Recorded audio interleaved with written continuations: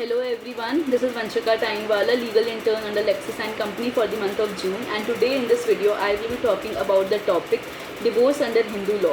What are the grounds wherein the spouses can take divorce? What are the provisions relating to the divorce in the Hindu Marriage Act 1955 and how divorce was not there in the earlier acts. So the earlier in Hindu law, the marriage was considered to be an inseparable union and an eternal union which cannot be dissolved by any external forces. So, but nowadays divorce has become a very common form where the marriages are dissolved if the partners are not compatible with each other and if it falls under any of the grounds under section 13 of the Hindu Marriage Act 1955. So, divorce is neither encouraged and it is neither favored.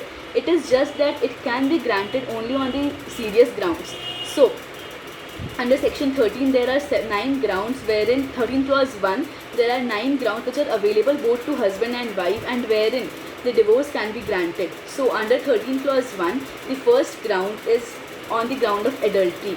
So if any spouse enters into a relationship, a sexual relationship with another person, so that person commits an adultery. So and the intercourse must be a voluntary intercourse. So even one single and isolated act of the sexual intercourse will be a sufficient ground. An attempt to commit adultery is not adultery and cannot be ground.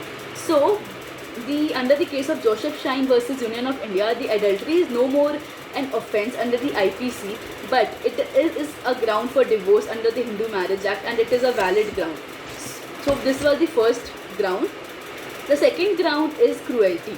So, if the husband or the wife tortures the other person and does not treat the other person very well, so that amounts to cruelty. So, the cruelty must be there in order to check whether the person is actually suffering from some problem or what. So, the other party after the solemnization of marriage treated the petitioner with cruelty. So the cruelty can be brutal and subtle. The cruelty can also be by words or gesture and can also be by silence. Not talking to your spouse is for a long time is also a cruelty. So there are two elements for cruelty. First is the ill treatment which is complained of. Second is the resultant danger of such ill treatment. So in the case of Dastane versus Dastane, it is the first case on cruelty. After this case only the cruelty was added as a ground under section 13. So this case talked about mental cruelty also as a cruelty. Also in the case of Naveen Kohli versus Neelu Kohli, it was held that weighted and grave cruelty, mental cruelty is also a cruelty and it is not ordinary.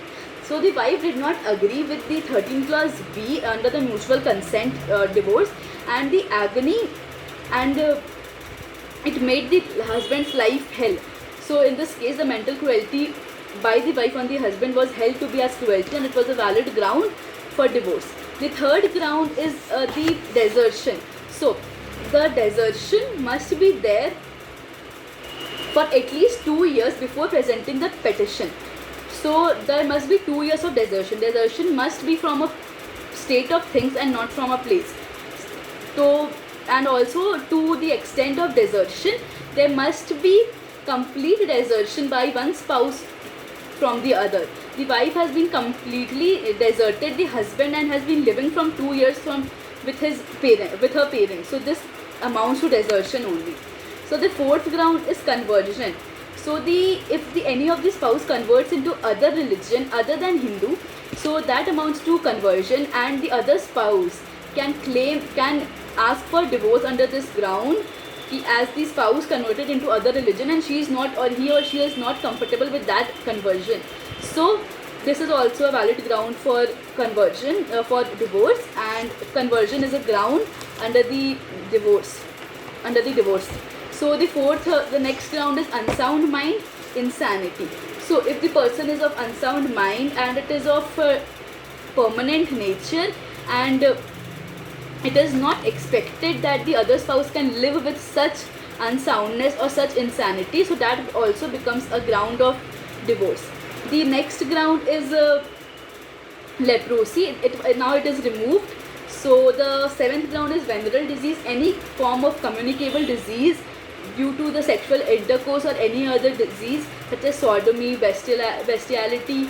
So these all becomes ground under the divorce, and the spouses can take divorce on this ground. The eighth ground is renunciation, where the husband or the wife has renounced the world and has entered into a religious world, so and has become a sannyasi sort of thing. So this also becomes a ground under the Hindu divorce. And the last ground is not being heard of 7 years. If the if one of the spouse is not heard from 7 years from anyone, so the other spouse can ask for divorce under this ground. And also section 108 of Indian Evidence Act presumes the person not being heard of 7 years as dead. So this becomes a ground of divorce. So these were the 9 grounds of divorces which are available to both the husband and wife. Now in the next video I will try to cover the grounds which are available only to the wife, and the other forms of divorce such as mutual consent theory, the breakdown theory, and the customary theory. So I will discuss all these theories in the next class. Today we discussed the fault theory, which was mentioned under section 13 clause 1 of the Hindu Marriage Act. Hope you understood the video. Thank you for listening. Please like, share and subscribe our channel. Thank you.